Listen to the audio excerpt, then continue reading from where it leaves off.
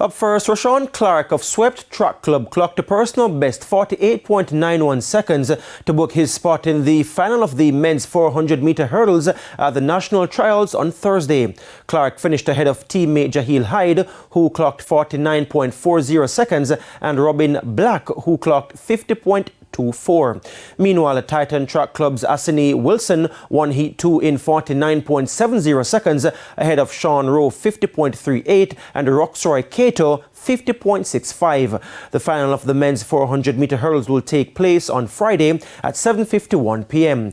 And in the women's equivalent, Anjanette Knight recorded the fastest qualifying time in the heats. Knight clocked 54.41 seconds to finish ahead of MVP's Geneva Russell, who clocked 55.13 seconds for second, with Clemson University's Lashana Graham in third, clocking 56.79 seconds.